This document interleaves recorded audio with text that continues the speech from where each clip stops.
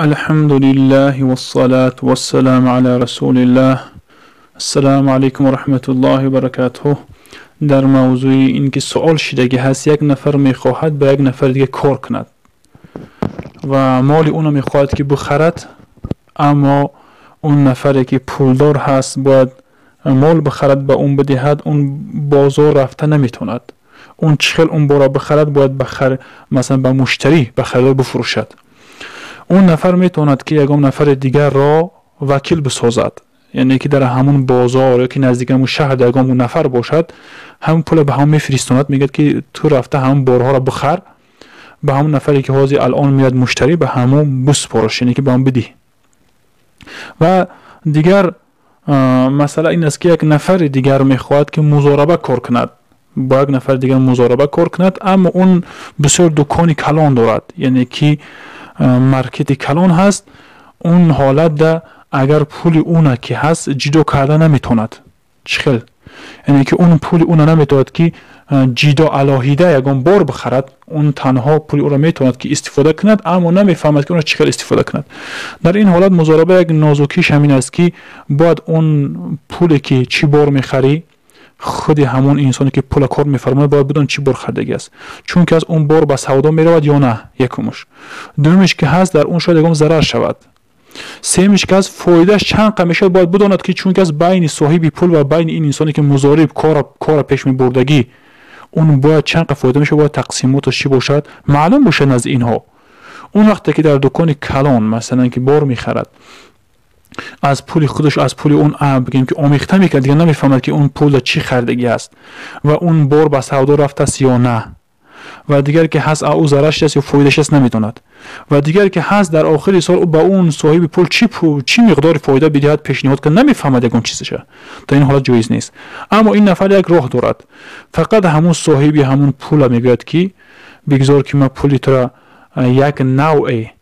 مثلا که یک نوع پاپشی باشد، میگن همین پاپشی رو از پول تو پورا میزنیم، از پول تو تنها بار میاریم، مثلا این نمودی پاپشی همیا که سودا رفتن چیزی که فایده شید مثلا تقسیم میکنیم. اگر طرفی همون صاحبی پولدار نگویم یگام ضرری ندارد، فقط خودش وقتی که هم پولی هم را بخواد که مضاربه به استفاده بدهد تنها یک نمودی لباس میخرد، مثلا از پول همون یکی یک نمودی پاپشی میخرد، مثلا یکی یک نمودی خوراکی میخرد که همون سودا که رفتن گرفت. در این حالت میفهمد که چند پول همین جمشید است. اگر بگذار قطعی پول خودش هم اگر آمیخته شود یگام ضرر نداره. این حالت وقتی که بداند که چند مال هم را فروخته است همون جمع شدن میگیره قطعی پول همین یک جایی هم، این حالتاش او قدر ضرر سختی ندارد. اما او نمیداند که از باری او رفتگی است، از پولی رفتگی، از یک از پولی او رفتگی نیست، همین آمیخته که این حالت شروط های بگیم همون مضاربه علیه فاسد شده رفتن میگیرد. دیگر یک چیز دیگر است که اون نفر این حالت هم کرده نمیتوند، یعنی که با پول اون یک باری خاص خریدن نمیتوند، اما میخواد که اون برادر پولش به کار برود و این نفر هم پول در کار هست اما پول ندارد که بار بخرد.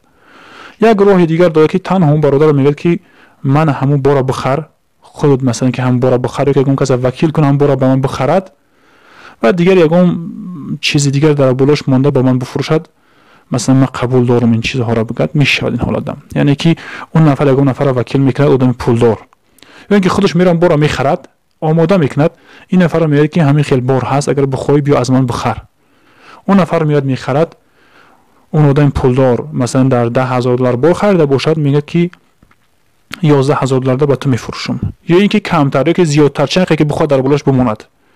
این طریقه هست که اون هم اون پول برادر به استفاده میرود و هم این انسان دکاندار یعنی که مغازین دارم بارش هم میآورد الحمدلله بی پرسین به هیچ چیز.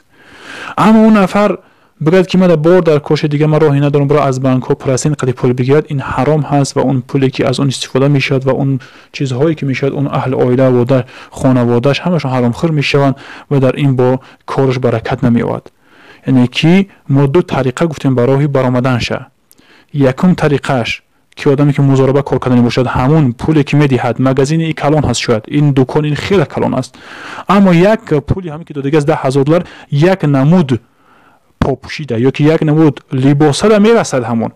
بگذار که از هم یک نمود لباس بخرد در مغازینش بماند بفهمد که چند قفل فروخته است چند قفل فایدهش در آخری سال که در آخری ماه حساب کتاب میکنه خودش معلوم میشود و دیگر طریقش که این هم اگر که نتواند اگر صرفانه ایران نرود اگر در این حالت همون نفری پولدار بگه که خیر بار بخر بیار در دکان من میخرم از تون یا اینکه بار بخر من میرم از همون جایی که تو بخوای من میرم از دستی تو میگیرم همین طریقه فقط میتوند که به قطعی اون نفر پولدار کار کند و هم این صاحبی بار میشود و هم اون صاحبی چی فایده میشود مضاربه هم کردنی باشد هست از طریقش چه گفتیم که هم مثلا که هم یک نمودی بارش گرفت هم بگیم این صاحبی فایده میشه هم اون صاحبی فایده میشد و اگر نه این در این حالت ها عذر نداره که از بانک ها پول بگیرد بپرسین این حرام هست جایز نیست است و دیگر حالتش این است که مال مضاربه او را بگیره با مالهای خودش آمیخته کند نفهمه که چند قدر درآمدش چند قدر ضررش است این حالت هم جایز نیست است والله اعلم و علم السلام علیکم و رحمت الله و برکاته